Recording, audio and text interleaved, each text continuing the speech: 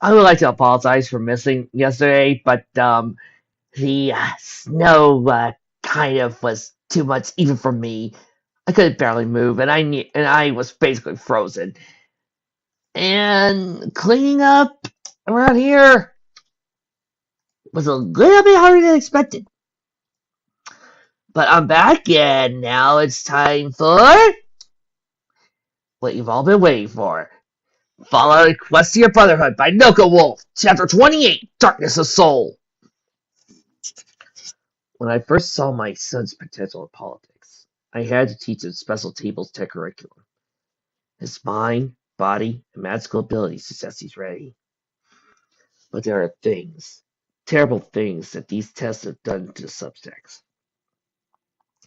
And hopefully, my son hasn't been infected with this thing my coworkers are calling the Dark Soul. In the cool stillness of the early morning, the 5 ponies marched with Lester leading at the front. Not a single gust or breeze blew that day. The whole of the world was silent. Only the muffled hoofsteps of the ponies stepping upon the earth below their hooves could be heard. Not far before them, some 2 miles away, were the tops of dozens of smaller buildings, cracked and shattered by the war that was fought long ago. This left every building in the distance like an empty shell. Windows disintegrated into nothingness, adding to the lonely scene. Even on the outer walls, dark blast marks coated every other wall. Near the group, along the dry, dusty highway, were heaps of decaying foliage and silver from several of the withered husks of trees that were dotted along the roadside. Stepping off the rocky path and onto the relieving smooth rose pavement, the 5 ponies went toward the outskirts of Silvermane City. Every pony was tired from the night before, including Lester. In each step the ponies of the group took, a faint, froggy sound could be detected. While the exhaustion did not disrupt their march entirely, it was an annoyance they were going to be happy to get rid of. Down the road, past rusted highway signs, now tipped over to their sides by the weakened steel supports that once held them up, was the city.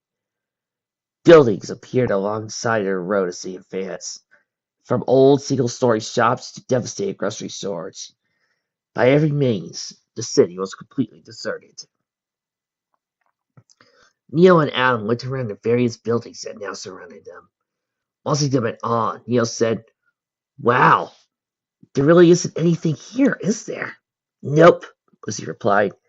"Not a thing by the looks of it." "Is it easily defended?" Adam asked, turning his head slightly towards Wester. Nodding earnestly, Wester said, I've been in this part of the city a few times when I worked for the freelancers. The Legion doesn't come here often, and the raiders tend to keep away from this place. "What do you suppose that is?" Adam queried. Wester shrugged. I'm not sure. It could be many reasons. From the lack of supplies to the open streets. Sometimes slavers come on through. Your guess is as good as mine. The news was oddly unnerving. Something was dreadfully wrong. Though try as they could, nobody could lay out a hoof on what that problem might be. Glancing at the shadow groups, Lucy shrugged. "Could be because nobody wants to travel through this maze. I mean, if it were me, just hop along the tops of buildings, using my wings to glide across the streets and stuff." Raising a requesting eyebrow at the mayor, Allie asked briefly, "What about us? You know, the ponies that can't fly?" "Eh," Lucy smirked playfully. "I just help you find the quickest way out, of course. I'm not that much of a jerk, am I?" Nobody replied to her as they walked along the broken, littered sidewalks. As we might go the sidewalk, they came to a four-way intersection. Carts, charred and melted, lay tumbled over onto their sides, all along the intersection. Looking down at the wide, abandoned streets of the intersection, Lucy put her hoof to her brow and scanned each street with an impressive amount of care. "Well," she sighed, turning her attention to both of the brothers, "which way is it?" Both brothers looked down at their eye-forward compass. On a tiny rectangular plate pointed to the right side of the street to their left. Adam pointed down the street. "That way, or at least that's what the compass says." Allie blinked at him, shooting him a puzzled stare. Can you see it? Without looking at your pet book? And Adam went down into personal stable protect risk appears briefly before answering her. Yeah, Neo responded. I hardly even notice sometimes. Huh. Sighed, soaking in the new knowledge.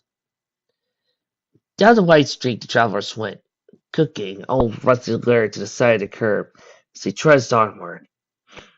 Posters plastered crookedly against the old brick walls of each building depicted a unicorn mare, dressed in a black suit, pointing towards wherever the viewer posted. Large red letters, the sign read, Parties of our province! Only you can free us from the tyrannical grasp of Equestria. Help us return our sovereignty. Across the province, posters, much like this one, covered various buildings. What had Equestria done? More importantly, who was the mayor on the poster? Oddly enough, the mayor, who was pointing a firm, sincere gaze with both eyes strict. In many ways, she looked identical to the mayor who had been in the film on Stable 47. Could she be Twilight Sparkle? No, certainly not. The point on the poster was a different color, and that was much more lighter beige than anything else. I just realized this fic came out back in 2012. If this story came out around 2017, who wants to bet that this would have been Starlight? In the end, the sights did not matter. It was best to ignore them. There was a task before them that they needed to focus on, and sightseeing would only slow them down. As the group went further down the road, they came upon a large, round cul-de-sac with tall brick buildings lining its rim. A road, near the cul-de-sac's entrance road, was a narrow wide street. It continued on the left. Down this desolate boulevard were several old, locally owned business shops, with porches and patios torn asunder and worn down by decades of corroding elements. At the far end of the street was an old steel water tower, barely supported by the crossing steel bars that held it aloft. Over the edge of the building it rested up and leaked. Droplets of dim, murky water was fell down to the ground in a short, dreary manner. The police had only gone halfway up the new street before something stopped the two brothers. Standing completely still, they were frozen. An alarming look spawned itself unnervingly across their once content faces, while the rest of the group glared at them suspiciously. Raising an eyebrow, Lucy poked Neo in the shoulder. Hey, what is it? Neo responded to her with a nervous whisper. There's something here. Winston raised his head, letting the male play at ears, the top of his head swivel round to listen to the surrounding area. Quickly drawing his revolvers, he held them close to the midriff of his body. Sudden urgency was in Weston's soul words. They're right. He agreed, keeping his own volume to a minimum. Lucy and Allie drew their own weapons too, carefully scanned the street around them. What do you think it is? Lucy asked. It's organic. Weston muttered. There's lots of them. I can't hear anything, though, Allie commented. Let me take your pistol up. My hearing is more keen than the average pony. Weston added. They're getting closer. Getting completely still, Neo gulped. Yep, the whole compass is covered in red dots. Well, shit, Lucy swore. What do we do? Turn back? No, Westford replied. it's possible they're on the other side of the building to the next street. If that's the case, we keep going. If we move silently, we should be able to avoid whatever that mass is. Right, so keep low, keep slow then? Allie whispered. Affirmative. Westford answered. Lucy started. Let's get moving then. Just thinking about that huge-ass group gives me the willies. Moving along the far end of the left side of the street, the group came low to the ground, treading lightly. It came farther up the road until another street was visible on the right side. A shocking, terrifying sight stood up in a massive pack in the center of the new road on the right. Oh shit! Lucy cursed, dodging with the others behind the safety of the charred cart turned over to his side. The mass that appeared on the brothers' pit butt compasses were dozens of large, gray, muscular hellhounds. Creatures with matted fur stained by blotches of dried blood. Fangs, yellow and sharp like the daggers and tens of whitely rusted blades, protruding from the lower jaw of each hound. and from head to toe, each one of the many beasts were coated in long, intimidating, fleshy pink scars. The pack stood idly near the edge of the street as they gnawed on sticks and bones of said dead creature. "What are those things?" Adam whispered, panicking. Lucy growled, "Feral hellhounds. I hate feral hellhounds." Allie just blinked at the creature, awing at their frightening appearance. "Well, I heard they were mean looking, but that's just too much," Lucy said, finishing Allie's sentence. "Yeah," Allie murmured, staring at the large group of dreadful beasts for the entrance of the cart. The whole party looked for an alternative route. Neil, however, was the first to speak. "You think we can still go on, or should we go back and find another way?" I'm not sure, Wester replied, inspecting the street. Examining the surrounding area, Wester mentally listed their options.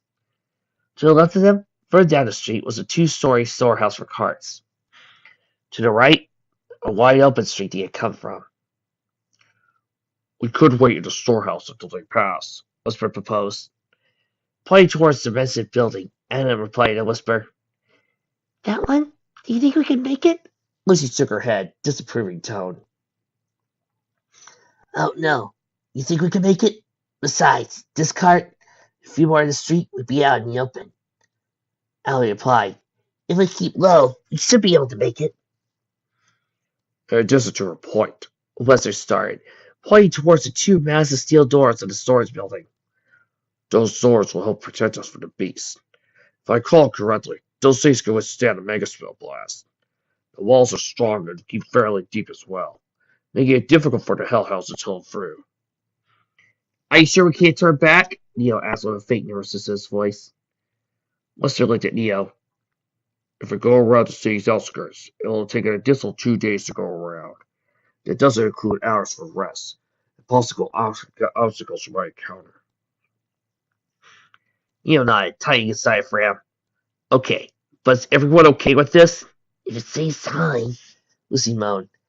Al swallowed hard and covered the building he was building. "Yeah, I am." Wester nodded silently in response. Very well, Blizzard spoke. Let's move. Follow my lead and keep low. Everybody focused their attention on Wester as he started off down the road to the storage building, retaining a low, silent sprint. Each member of the group followed behind him individually. Nearly halfway down the street, one of the hellhounds perked its large, terror ears, and started listening to the surrounding area. Like an owl looking for its prey, its ears swiveled, till it caught a faint sound in its certs. Lester heard the hellhound growl as it directed its gaze towards the sound of moving ponies. Lucy saw the single hellhound look toward them. Instant panic flustered her body. Should he stop? Perhaps there was a possibility he only saw movement.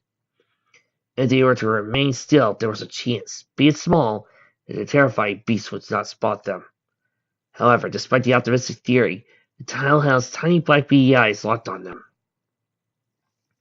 Like a spark-ignited pile of gasoline, the creatures became enraged, drawing the attention of the other hounds. Soon all the vicious creatures were sprinting at them. Barking thunderously, the group abandoned their little stances and dashed desperately towards the storage building. "Run!" Lucy shouted. "Fucking run!" Galloping to the building's entrance, every pony in the group went between the two thick metal doors into the wide space of the air building. Instantly, Lucy and Wester took hold of the large metal doors. Allie and the two brothers took the other door. They continued to push furiously against them.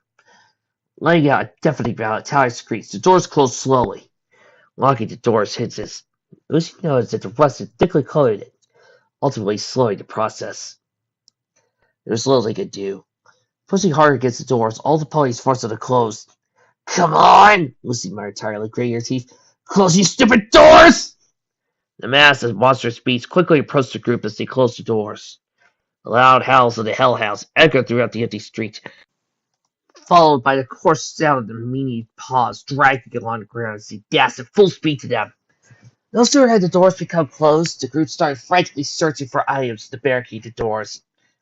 Various smaller items were scattered throughout the room, from old rusted toolboxes to damaged crates. Nothing truly was large or dense in size, yet the group moved forward and stacked anything they could against the building's entrance. Scratching, clawing, and pounding noisily against the door, the hellhounds tried to reach the ponies inside, but to no avail.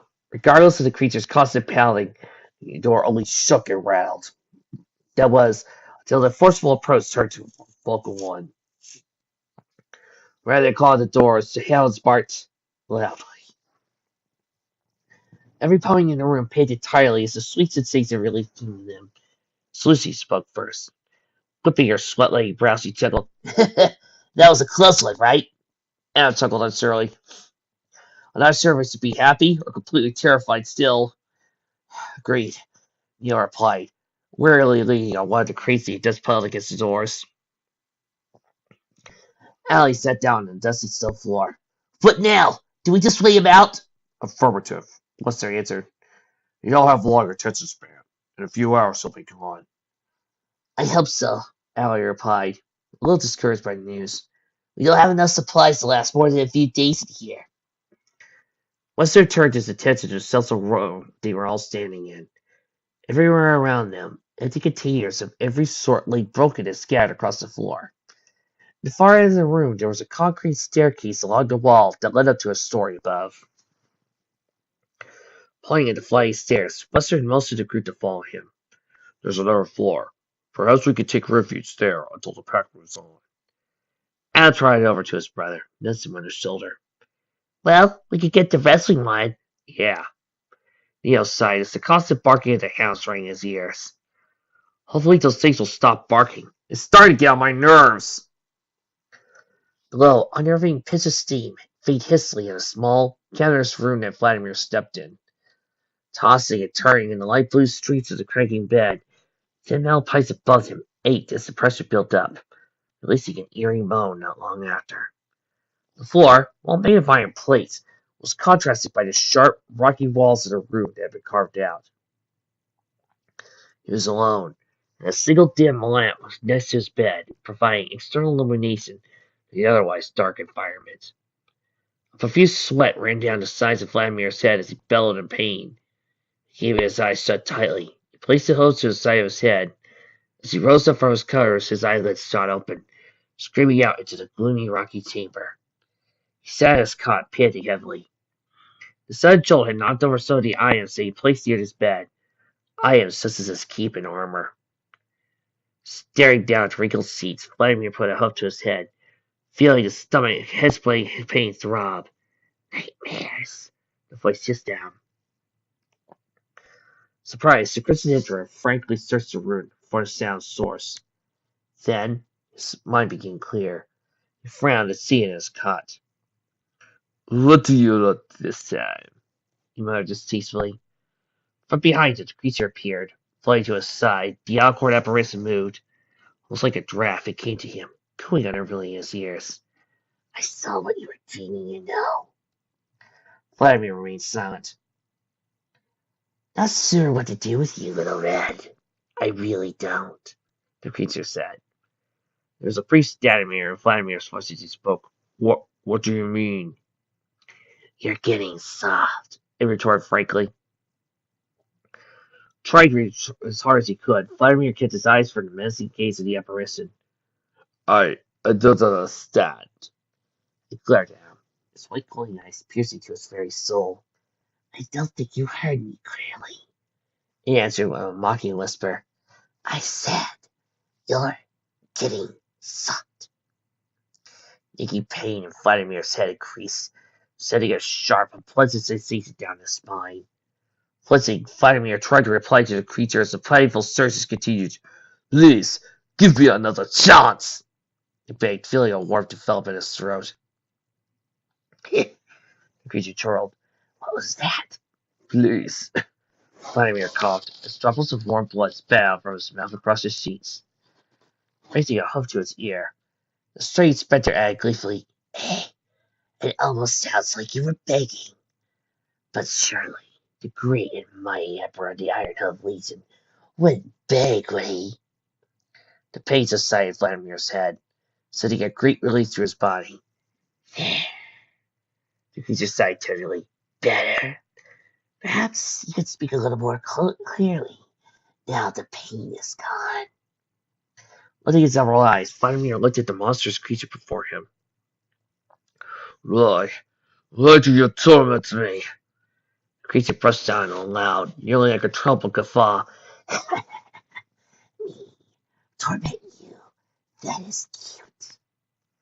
Nothing but pure confusion was in Vladimir's sore mind.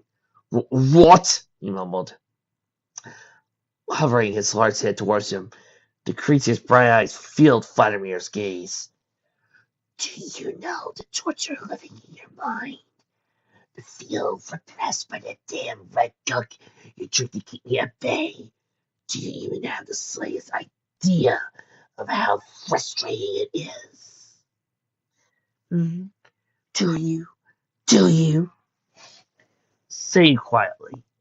There was nothing the Crimson Stallion could say to the intimidating creature before him. All he could do was stare into his pale, empty eyes.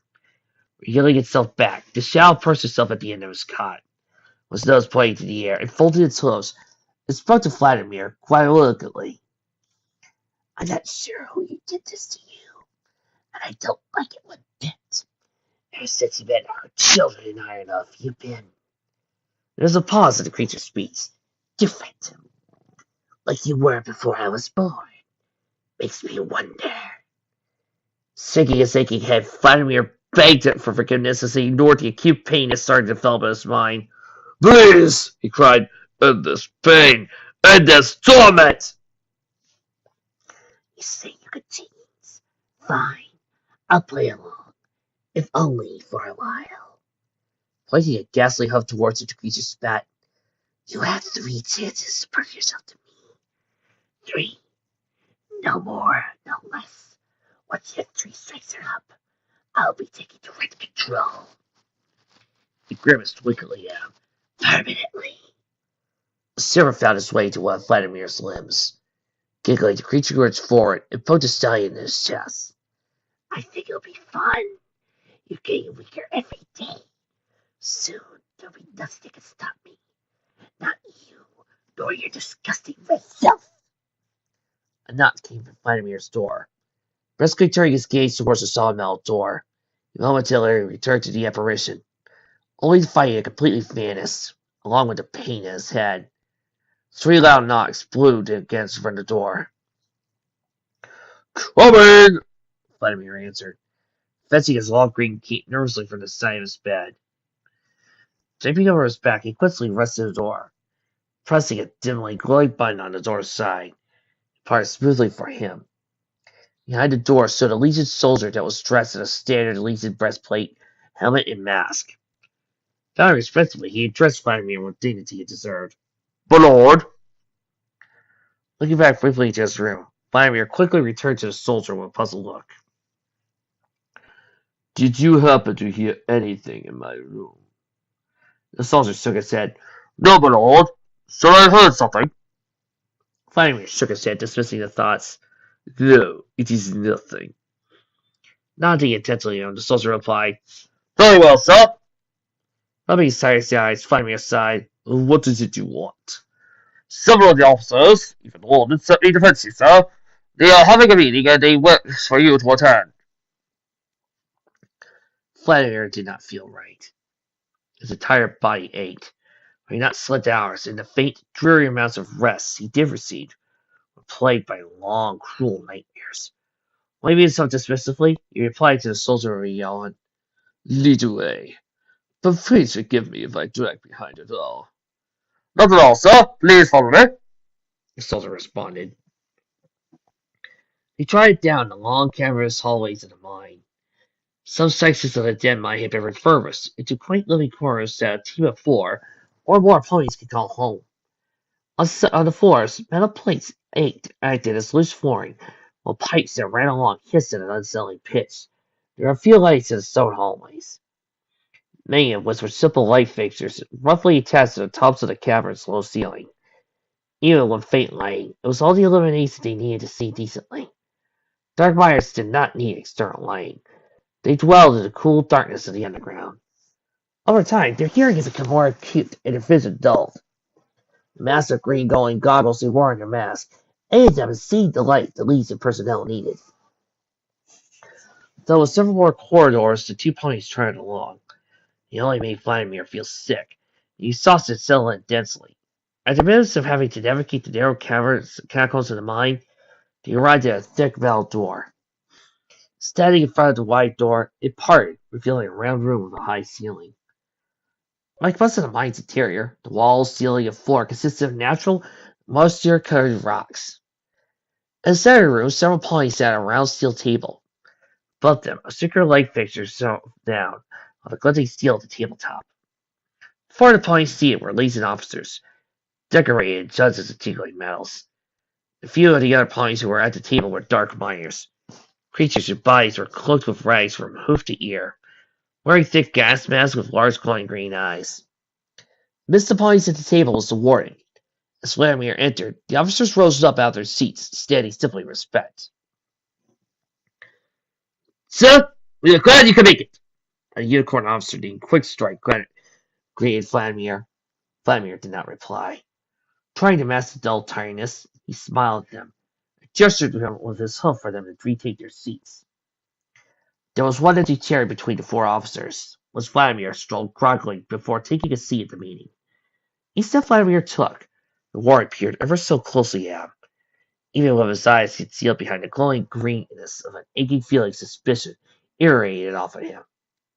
A feeling which nobody else in the room could feel but Vladimir. A small stacks of papers were amassed in front of Quickstrike.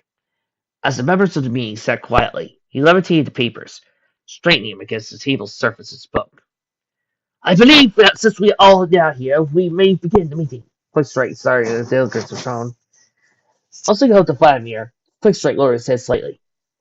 "I am truly sorry the sudden meeting interrupted your daily schedule, my lord, but this is an important meeting we need you to be present for." Vladimir nodded, mostly for the officer to continue. "Thank you, my lord. Without further delay, let's get started.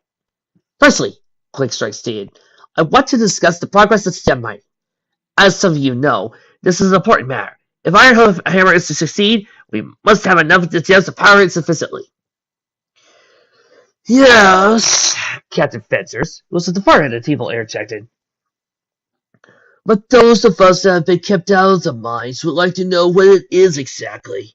After all, we are leading the troops that are protecting it. We have just as much of a right to know what it is." "Fair enough," Quickstrike replied. "Iron Hammer." Vladimir raised a hoof, stopping Quickstrike where he was. Despite his exasperated condition and hidden hatred for the machine, he swayed tiredly. At this moment, he could have a chance to prove himself to the creature, and by time to find a way to rid himself of it. Rising from his chair, Vladimir spoke loudly. "Iron Hammer is a weapon I found some years ago. It was left behind by the old provincial government as part of some other project I am not aware of. Yet, despite this, its purpose is clear, and fuel source is crucial to the weapon's success.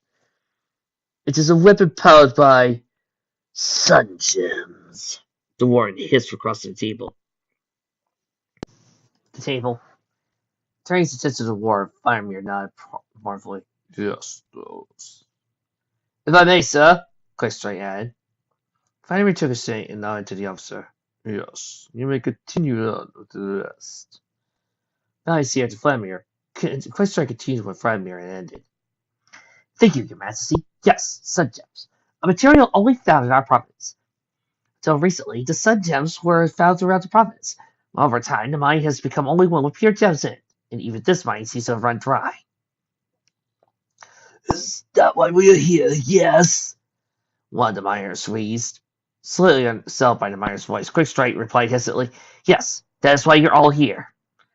Finchers glared instantly at Quickstrike, who was by the second becoming more and more annoyed by him. "You still haven't answered me. What does it do?" "We'll save that for another meeting, Captain," Quickstrike declared, resolving the issue temporarily. "For now, we need to address the issue at Hoof. I'll explain your role in all of this shortly." Grumbling to himself, the puzzling officer folded his medium forelegs while Quickstrike continued. The issue, Tentacles, is that there are no more gems. The project is almost done. All that is needed is one single refined, pure gemstone. Now, traces of the gemstones can be found in small quantities all around the mine and in the quantum mine, especially in common rocks. Fortunately, to create some raw energy of a single gemstone requires thousands of lesser stones with faint traces of the actual gem. You see, Captain Ventures, Greystar went on, our brave Emperor was only recently attacked by the Coalition. In order to get those numbers of lesser stones, we need more soldiers to protect the trains. And, as captain of the mine's perimeter, you will need to allow more soldiers to be part of the train's guard. Tapping himself on the table, Ventures retorted, if you haven't forgotten, our numbers are very limited here. With the Coalition on our backs ever since that mess in Arc Cannon, I need to keep as many troops we can here. Now, Captain! Another stallion, this time an Earthplane, spoke at the table. There's no need to get frustrated over this. Let's examine our options, shall we? That is, if Colonel Quickstrike will allow me to present some solutions to our predicament. Very well, let's proceed. Thank you, said some arrogantly, standing. Tildecoats, in terms of finding more men to protect the rails, I propose to transfer some troops across the border, or perhaps from Ironhoof to the Eastern Railway. Bubbling depressively scruffed his lower chin, Quickstrike nodded, while he considered the proposal. Yes, we could transfer troops over, but how many? I'm not sure we can spare how much we can spare this time. Believe me when I say this, Colonel, Dad said. I know for a fact that we have nearly 300 troops across the province, that we are not doing a single thing. Imagine how much more smoothly the operation would go if 300 were added to the troops already stationed here or on the rails. Turning to Vladimir, Dad continued. With His Highness' permission, I could make this solution a reality. Unsurely, Vladimir sat in his chair, contemplating the proposition. The weapon was a horrible creation. The last thing he wanted for it to be operational. He had to stall its operation. Before word could even lift his lips, the voice hissed out, failing the back of his mind. You want your first strike to be wasted so quickly? I thought you were more cooperative than that. Remember our deal, little Red. Remember it. The sudden nervousness caused his crimson fur to become flushed and pale. Trying as hard as he could conceal the abrupt change in his complexion, Vladimir gave Thas his blessing with a silent nod. Thas, smiling, Thas bowed thankfully. You're truly generous, Your Grace. Captain Francis was still frowning when his thick brow furrowed. I understand that we have one problem solved. How long will it take to complete the refining process? If it takes thousands upon thousands of those blasted lesser stones just to make one pure, isn't there some other way? An officer at the end of the table spoke up, raising his voice to Ventures. Good heavens! Have you not been listening? They're pretty much gone. It'll take months, no years, to get the materials we need to make one stone. That smiled, chuckling lightly under his breath. Ventures glared at him. Who are you laughing at, Thats? I'm not laughing at anyone, Captain. Thats continued to speak. Have you heard of the Coalition's own project? I know it's an old story, so I don't blame you if you don't remember it. Many parties at the table shook their heads. While many had been at least for many years, a few had been older than 15 years. Memories of the project they possessed were still living in Vladimir's mind. It installed a painful nostalgia that he hated. By all means, he wanted to forget about the horrible project, for the heartbreaking images for days long past that were too unbearable. Yet, something from the furthest reaches of his mind told him to speak of it. Was it a creature? Its own subconsciousness? Whatever it may be, it compelled him to confess his thoughts. If none of you know, then I can tell you, Vladimir muttered lowly, painfully feeling the thoughts come to him. Thats blinked down. If you would, Your Grace, I'm sure it'll be an honor enlightening the members of this meeting about it. Taking a deep breath, Vladimir summoned the greatest strength he possessed. Letting out a breath beside the project, all the negative verities within him drifted off. And so he told him the story of the fabled Coalition project. The big grayness of the midday weather was a depressing scene. Gray was everywhere. The walls of the storage building were gray, as was the sky, road, and even other buildings across the street. This was apart from the occasional red brick structure, which to some degree was as dull as gray. Again, all of the police who took refuge in the second story of the old building.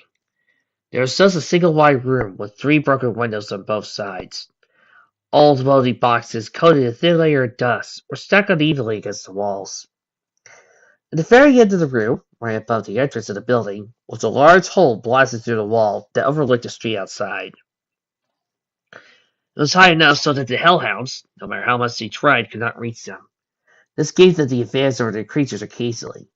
They could expect to pack numbers at the building's doors, pick a few off, and retreat back to wait the old monstrous beast out. Near the roof's there, Allie and Al sat with Lucy trying to start a fire with an old cardboard. Neil, on the other hand, tried to sleep on the old cold concrete floor, while the hounds barked endlessly outside. A steaming frustration boiled in Lucy's mind as he tried to light the strips of molded cardboard with a lighter. Each light she made only caused the weather material to surge with a scorch mark. Adam felt as tired as Lucy tried her hardest to start a warming fire for them, but he knew sleep was impossible. Not with the hellhounds deafening roar outside. But he knew sleep was not possible. Not with the hellhounds deafening roar outside. Alice scratched her head before laying out a drawn-out yawn. Lucy, you know I can start a fire with my horn. I appreciate that you volunteered, but I really think it'd be best if— No, I can do it. Just watch, Lucy barked, trying to lock the cardboard once more. After a few more futile attempts, Lucy put the lighter in her bag and stepped away from the heap of rotting cardboard and threw her head in her hair. I'm done! She exclaimed. I'm done! Can't do it! Not with that damn barking outside! Lucy went to the farthest corner of the room and slumped her flight down to the ground. With her head planted furtively against the wall's corner, she muttered to herself vulgar comments as the veins in her head throbbed. Lester came up the stairs and peered at the miserable group. Turning to Lucy, he glanced at her with worry. Lucy, are you okay? I heard shouting. Keeping her brow sadly pressed against the corner, she pointed to the hole at the other end of the room. Those damn mutts will shut up, and I can't think straight when they're yapping like that! Speak for yourself, Neil moaned from across the room. Rolling on his stomach, Neil sighed as all his limbs and joints suffered from sore pains. His eyes were heavy and his mood sour. I can't even rest up with those things out there. Al yawned, feeling more tired than he had in days. How much longer do you think it'll be until the hounds leave? Lester tried towards the hole blasted in the wall. Right below him, the hounds clawed and barked wildly as their demented, blood-side eyes locked onto him. His visor towards the sky, he listened carefully to the sound of the wind, doing what he could to challenge out the belly of sounds. It's going to rain, Lester said, his muzzle raised high. Allie got up and took a place by Lester's side. I can't hear it! She looked up at his metallic ears and chuckled sheepishly. Oh, I almost forgot about your hearing.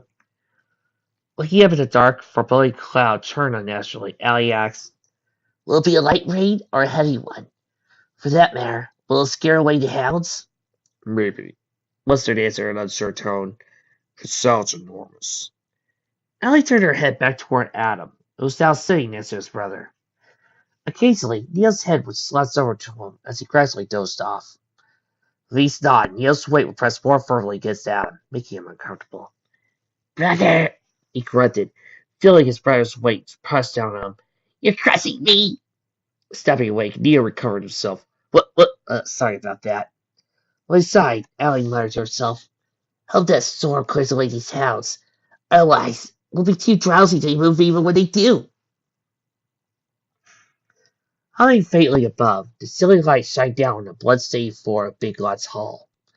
Upon her throne, Big Lot leaned her head on her hoof, broadly against the arm of the soft leather chair. Although she was frowning, a smoldering, hateful fury twisted around in her mind. Across the hall, ponies were moving bodies and cleaning the blood from the floor with old linen cloths.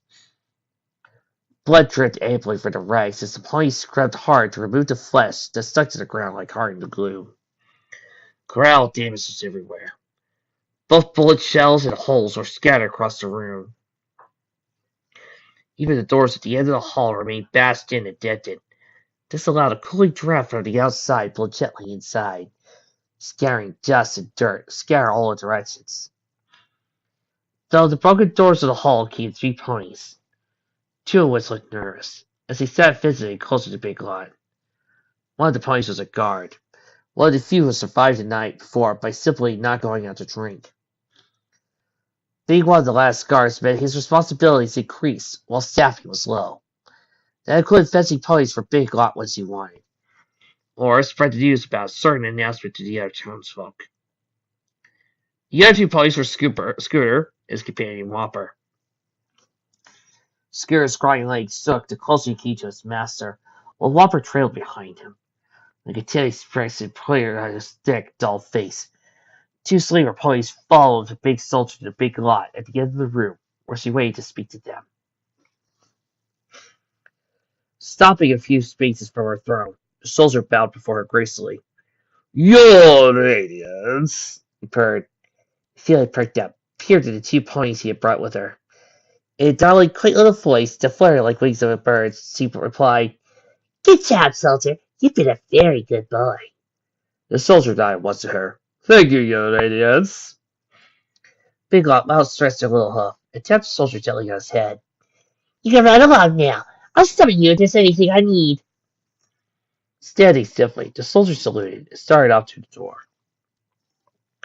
Scooter and Whopper watched the soldier stroll towards the exit, leaving them in the hands of fate.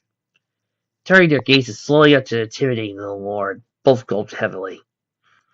Giving the filly a wide, terrifying grin, Scooter preferred, "You're radiant. You lied to see us?" Scooter looked at her. The amiable little filly had spoken to the soldier's command. Big Lot, with her clear sapphire eyes, bleared presently at him. "Yes, Scooter, I did." Her voice changed to a wickedly sour sort of tone that irked the stomachs of both stallions. "Do you know why you're here?" Scooter humped nervously. "No." Throwing her arms around a maddening raise, Big Lot screamed thunderously at the 2 ponies. "You live! You 2 idiots live!" Scooter blinked at her with a perplexing look. "What?" Big Lot's fin bombastic raised aside, leaving her puffing and panting tiredly. "Out all the ponies that had to die, you 2 were the only ones who made it out!"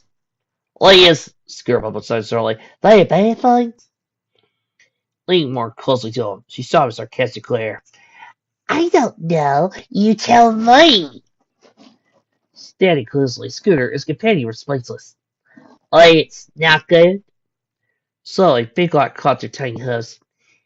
"It doesn't take a genius to figure that one out." "But Larry and Whopper here, they're still around kicking." Sitting back in the soft layers cushions of her seat, Big Lot sighed. Saucing the migraine that formed her forehead, she said, "Firstly, I don't like you. I don't like your smell, your look, or that stupid little eye patch you wear." Scooter took in the hostile kindness. "Slay your radiance." Big Lot sighed. "But—" Scooter's ears rose. Looking at his master, she continued in a regretful tone. "I'm giving you a little, yes, bracing himself to one ear. Feeling proud and full of her hooves. "A promotion," she whispered under her breath. Scooter was completely befuddled. "What?" Big Lot was still pouting. "You heard me, you idiot!" Silly grumbled. Somewhere, deep within the slaver's mind, the message connected. Turning to Whopper with static energy, Scooter boomed exuberantly. "You hear that, Whopper? Application!"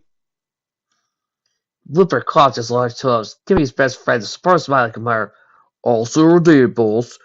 You finally got the promotion you want so badly." Stomping himself on the ground, Scooter went on announcing his joy. "I sure did, sweet baby Celestia, I did." Big Bot mumbled annoyed. "You did." Opening a single eye, Scooter turned to glance Big Lot. He stared down with an irritating contempt. Tapping one hoof against the soft leather of her chair, she went on. "Don't think I did it because I like you. As your princess, Countess are needed. And since you wanted a few ponies to survive that horrible ordeal last night, I needed to promote some pony. I already promoted that guard you brought here, but I need some pony I know personally as a captain."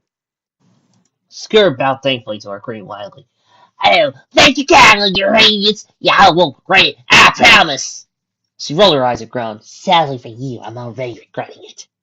At the end of the hall, the soldiers she had previously sent off came dashing towards the old back doors of the hall. In his voice, an urgency could be felt only feet from Big Lot stormed attentively. Your radiance! The soldier held briefly, saluting. Big Lot's large blue eyes scanned the painting playing before her. What is it, Captain? What's the problem? Soldiers, he started, coming from the south, ma'am. Not sure how many, but it's fair size, your highness. Are they yours or the coalition's? Ours, your highness. Big Lot nodded surlily, contemplating the situation. What's the caution, Captain? Let us welcome them, but be sure to put what men you have on full alert until commanded to do otherwise. Bowing to her, the captain bid her farewell and trotted off to the doors once more. Scooter turned herself around, putting one leg out in front of him as he too were about to leave.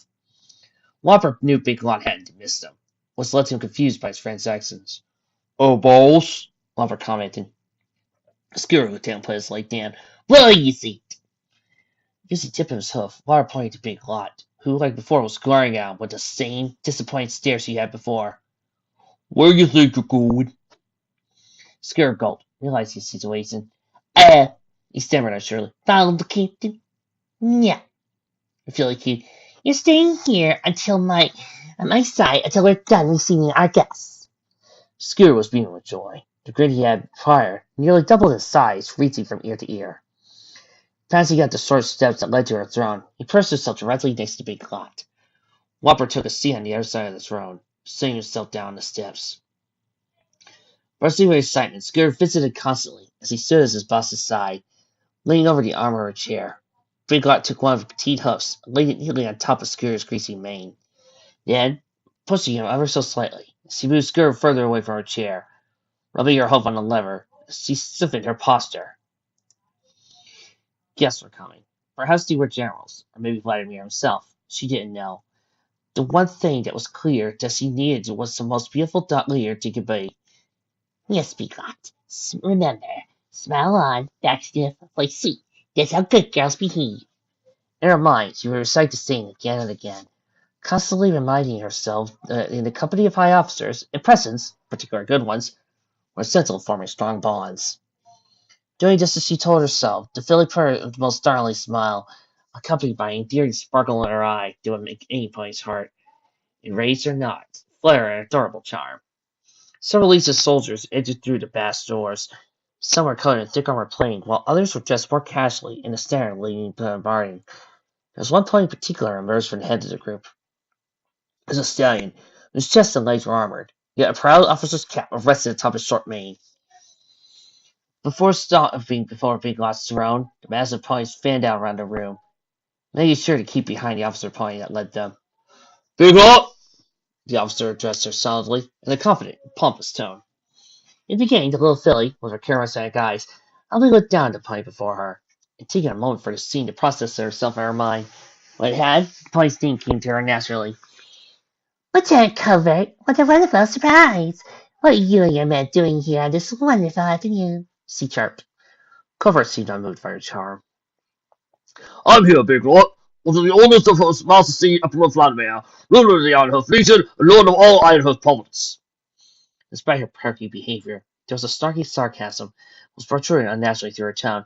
Oh, interesting. Really, that is. Do tell me why. As directly as he could, Covert declared, My men and I have traveled across the province to get here. On His Majesty's orders, I'm here to replace you. Big Lot's facade of a cute little filly died, and the grand and sparkling charm all gone. But, she muttered, speechless, there was a nervousness developing inside Covert he did not want Big Lot to see. To hide it, he continued addressing her. Indeed, that is correct. I am here to replace you. Big Lot stared down curiously. You? But you're just a lowly lieutenant, when I'm princess of the whole border. It's Captain now. Philly became enraged. You captain this whole group. What happened to my uncle? I demand to speak with him about this once. Now! Still concealing his fear, Covert went on. I'm sorry, my lady, but... Leaning forward, she cocked her head, glaring conspicuously at him. But what, Captain? He gulped, keeping his posture stiff. He's dead, my lady.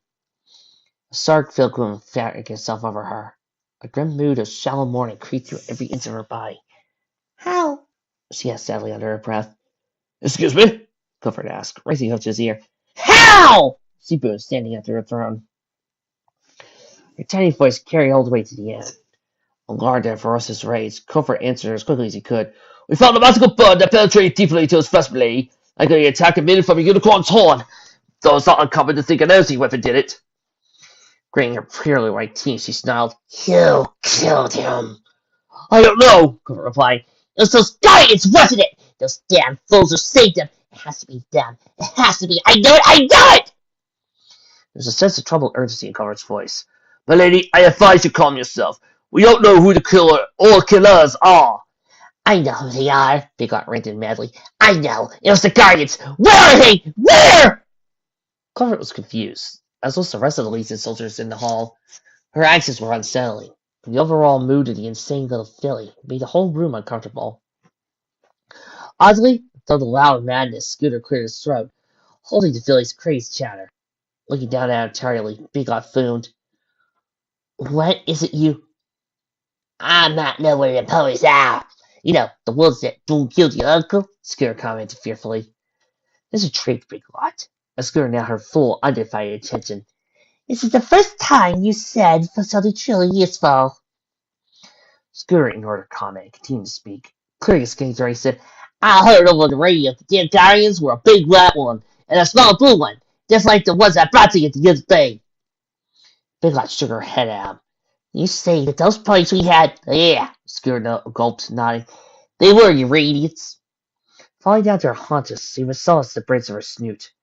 Sighing, she thought hard about the news that she had just received, while standing before her patiently was covert. Hers inside him to speak out against Biggot grew. It swelled up deep inside him, expanded like a bomb of confidence bursting within. Tiny stomach covert forcefully shouted, Bring it up! Swept down with lowered lids, tired, frustration eyes as Comfort stared tensely. I am the commanding officer here. Me! Found me and put me here. And I demand you step down or I'll... You'll do what, Captain? Biggot sneered at him. Struggling to find his words, Comfort tried to counter her. I'll kill you! The sheer frustration that built up inside her was completely ignored. Bursting to a loud, contemptuous laugh, she snarked out, You killed me. Just like that. You! Don't make me laugh. Oh, wait. You already did. Stop that. I'll do it! Cooper spat toward his pistol. You don't have the balls. Now, my uncle, he would do it. He would kill me if he was in your position. You like doing it, too. That's real power. The will to do whatever you want, not because of some stupid title, but because you can. Can you do it? All you rely on is that stupid little right to get you somewhere in life. When in reality, it's parties like my uncle that rise to the top. That's how Vladimir did it. That's how I did it! Biggot stood in her chair and leaned down. Steadying her hind legs, the little filly spread her forelegs wide open, exposing her small body. Do you think you have what it takes to be Lord of the Border? Then do it, you pansy! Staring uncontrollably, the captain stood in place, holding the gun up at her. It was terrifying her, for it was like staring back into the rain's eyes to Cyrus himself. I can't die! Do it, you weakling! Take the border! She exclaimed vigorously. Sweat trickled down Comfort's dust-ridden fur. His pupils were dilated as he stared headlong into the blue enraged eyes of Biggot. She was a monster. A terrifying monster who, no matter what, was not afraid of him. She had some evil power bending his will that he could not begin to understand. Man forget this dance in Lisa and what it meant. The visible aura of hate. Control hovered around her that made him obey. Dropping his pistol, the metal of the barrel tinged faintly against the solid floor. Lowering his head, he diverted his gaze from the room, taking a few small steps away from his pistol. A darkening shadow loomed from his very self-being. Biggot hopped down from her chair, approaching him. You see just one of her hooves? She smacked him across the face viciously. The very sound of his flesh being hit by her hoof sent the other soldiers in the room reeling back. Comfort flinched before placing a hoof upon his red, stinging cheek. All the while kept his new eyes to the floor. No soul made a sound. All was silent. Don't you ever speak like that to me again! You hear me? She growled out. Not a week later, Biglot addressed the rest of the soldiers in the room. You all work for me now. Every last one of you. From this point on, you will call me Master or your idiots. Is that clear? The soldiers in the room all gave her a great murmur over the prefatory declaration. Returning to the covert, she smirked down. That includes you, Lieutenant. Covert wanted to speak out against this demotion, but a furtive sensation that irked him in the far corners of his mind stopped him. There's nothing he could do in the midst of controlling her presence. Pointing to Skidder, Biglot announced, I have more need of you, Skidder. Together, we'll find where those ponies went and make them pay for what they did to my uncle. Skidder smiled humbly, taking a big step towards her. He replied, You mind it? She grinned wickedly at him, determination twinkling in her eyes. Yes, I do. We'll go around town to see if any pony who was alive knows where they went. When we find where they're going, we can trap them, and I'll spend a good amount of time making up for all the pony time they stole from me.